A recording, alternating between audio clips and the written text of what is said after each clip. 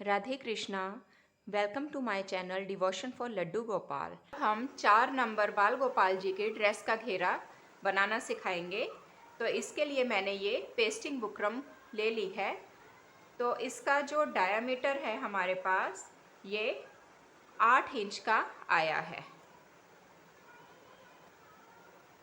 अब हम इसे ऐसे सेंटर में ऐसे फोल्ड कर लेते हैं। एक और फोल्ड ऐसे करेंगे। फोल्ड करने के बाद क्योंकि मैंने यहाँ पर कमर की कटाई करनी है तो पहले मैंने यहाँ पर एक मार्क लगा लिया। ये हमारे पास इसका सेंट्रल पॉइंट आ गया। सेंट्रल पॉइंट पर मैंने कंपास रखकर यहाँ पर 1 इंच डायमीटर का ये सर्कल लगा लिया है। ये देखिए 1 इंच डायमीटर है। तो अब एक साइड से पहले मैं इसे ओपन कर लेती हूँ, फिर इसके बाद सेंटर से मैं कटिंग करूँगी।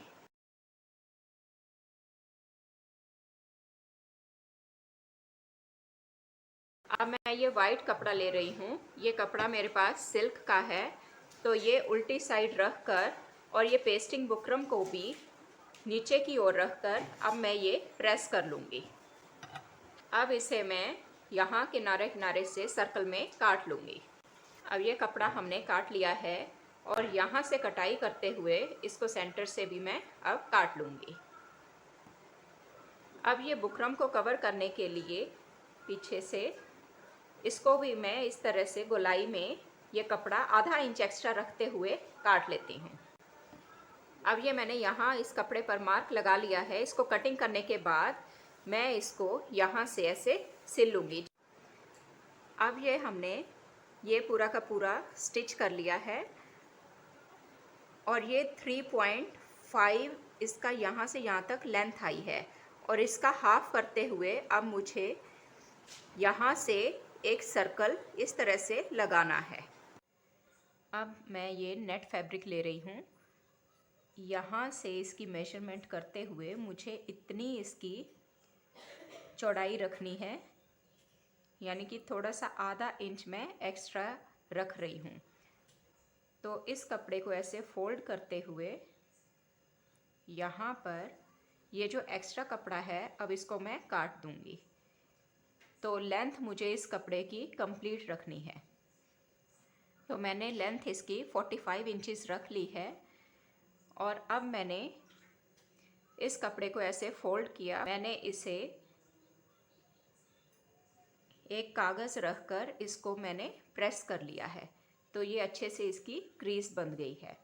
तो अब मैं इसके इस तरह से फ्रिल तैयार करूँगी।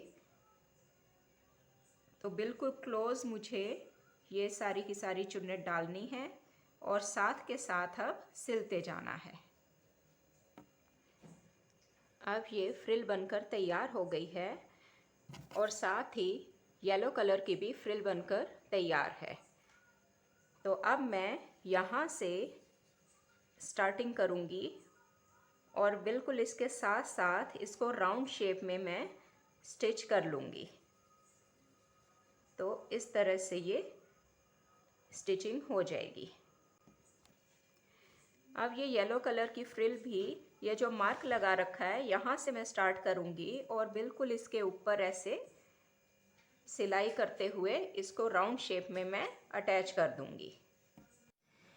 अब मैंने ये फ्रिल यहाँ कम्प्लीटली अटैच कर दी है और अब मैं ये टिश्यू रिबन यहाँ से अटैच करूँगी। तो इसके कॉर्नर्स को ऐसे मैं लॉक कर दूँगी दोनों साइड से।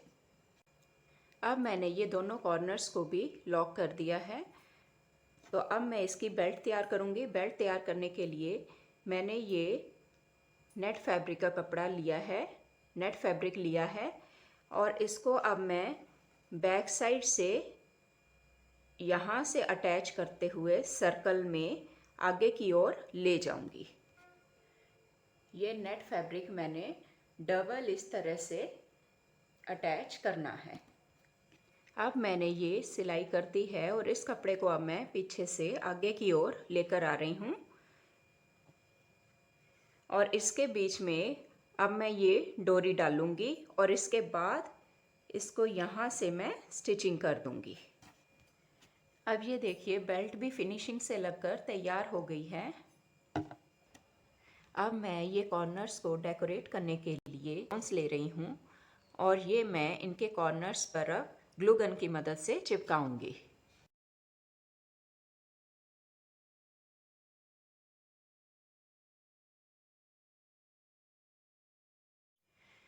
अब ये हमने स्टोन्स भी डेकोरेट कर लिए हैं, तो ये हमारे कान्हा जी की 4 नंबर कान्हा जी के ड्रेस का घेर बनकर भी तैयार हो चुका है।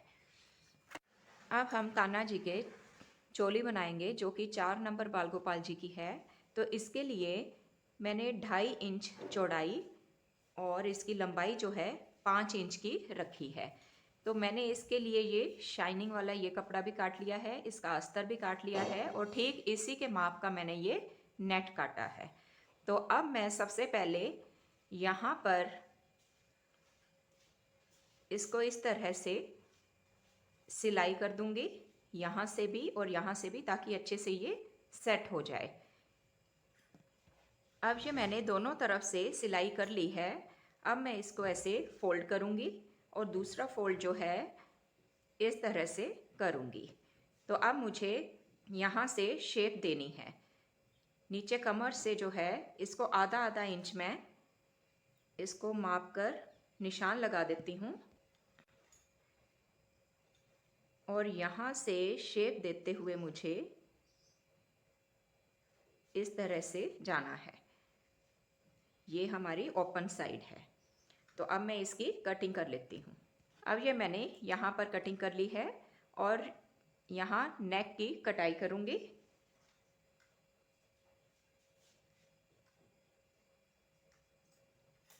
तो वी शेप में मैंने इसकी कटिंग कर दी है।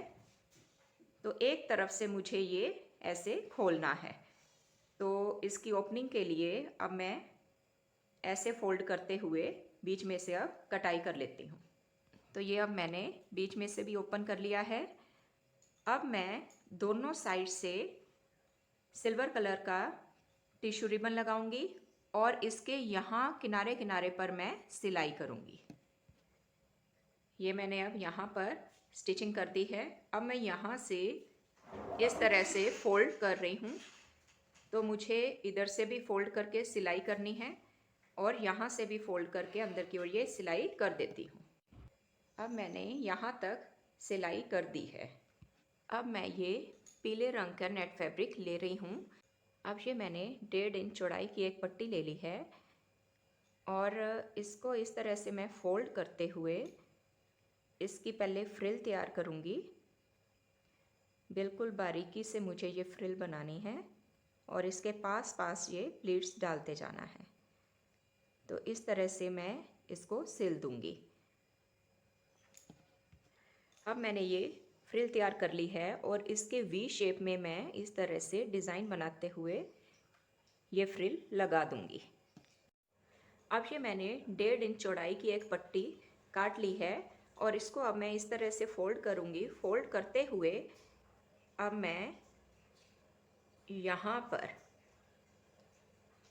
इसकी आउटलाइन पे स्टिचिंग करते हुए यहाँ तक स्टिच करूँगी। अब ये मैंने यहाँ पूरी सिलाई कर दी है और इस नेट को अब मैं पीछे की ओर फोल्ड करते हुए इस तरह से ये सिलाई अब कर दूँगी। अब मैं आपको इस तरह से सिलाई करके दिखाती हूँ। अब ये मैंने पाइपिंग भी लगा दी है और यहाँ पर अब मैं डेकोरेट करूँगी। तो इसके लिए मैंने ये स्टोन चेन ले ली है। तो स्टोन चेन को अब मैं फेविक्रिल की मदद से यहाँ पर ऐसे लगाऊंगी।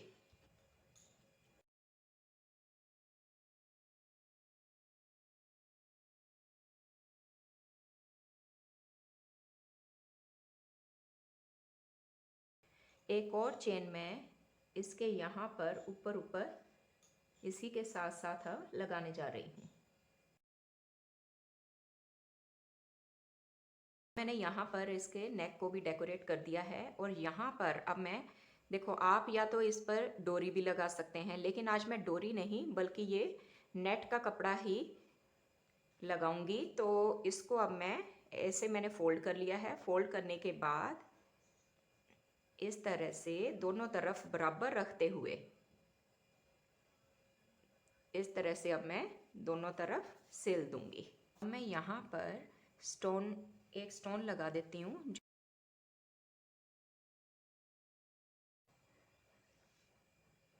तो देखिए ये चोली कितनी सुंदर लग रही है। तो अब ये हमारे कान्हा जी की कंप्लीट ड्रेस बनकर तैयार हो गई है।